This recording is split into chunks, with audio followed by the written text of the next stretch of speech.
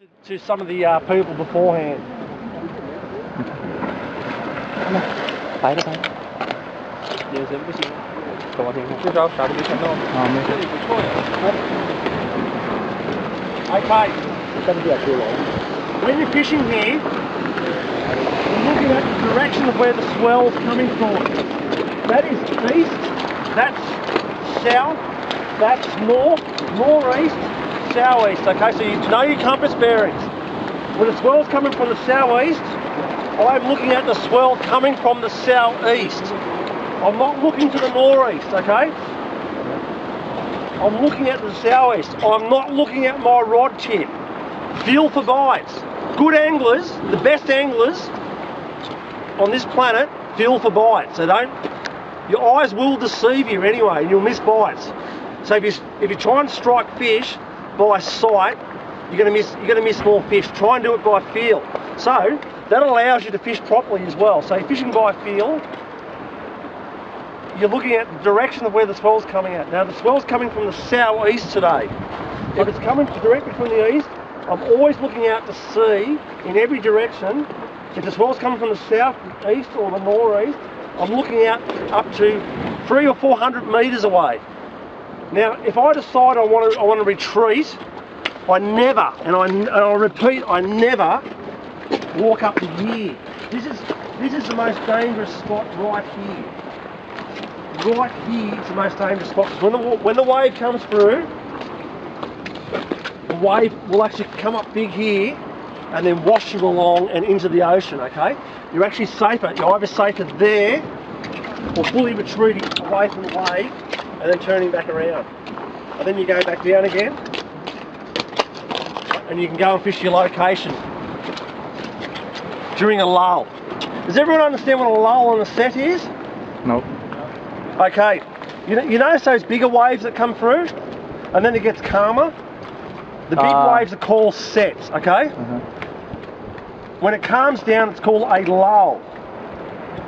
Now, this is where people get caught out because they don't understand the difference between a lull and a set, between the bigger waves and the smaller waves. If anyone tells you there's 3 big waves and there's 2 little ones, there's a load of rubbish, okay? Because it depends on how intense the low pressure system is, okay? So when you look on your weather map and you see a high pressure and a low pressure, it depends on how powerful the low pressure system is.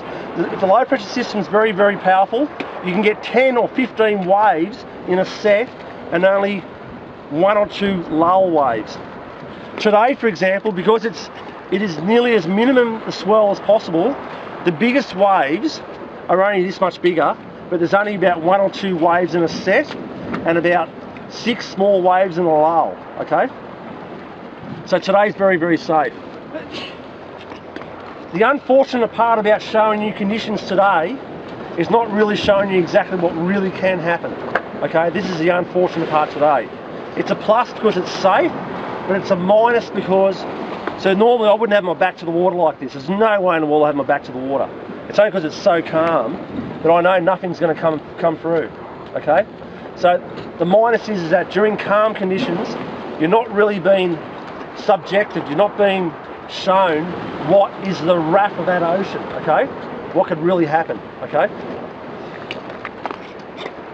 Is that true? Any questions? We should not fish with some vertical wall at the back, just like this one. Is it Preferably, you can fish with a vertical wall behind you, but just be very careful that normally the vertical wall behind you should be fishing calm conditions, okay? And may I say too, right, as civilians, we walk on a paved surface, we walk on footpaths, we walk on the road, okay? There's no potholes. If there's potholes and stuff, we can sue the council if we trip, but you can't sue the council on the rocks. The rocks is very uneven, okay? So every time I move to walk back, I am looking. Excuse me.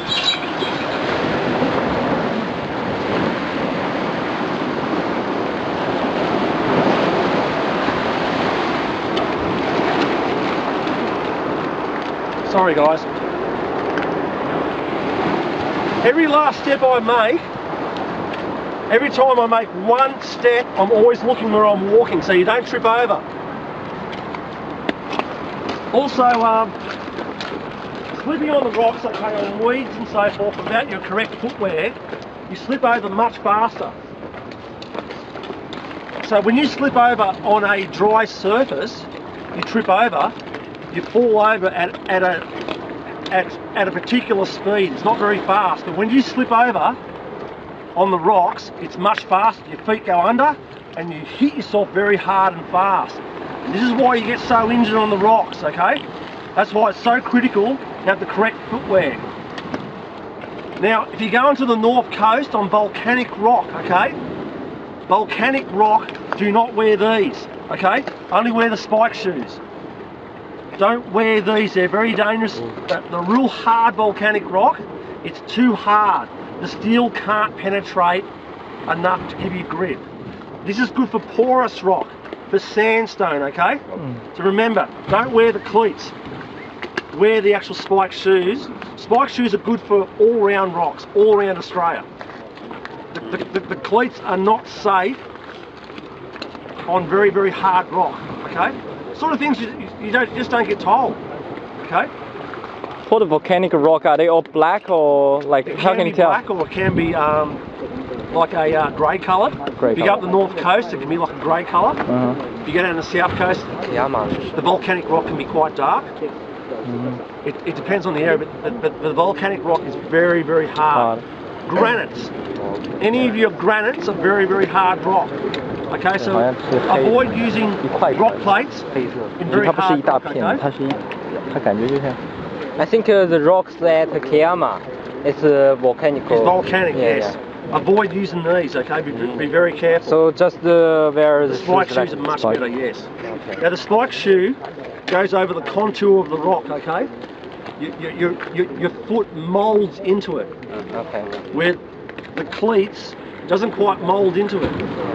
And it doesn't penetrate the rock. Okay. Okay, so it's very, very important that you know that as well.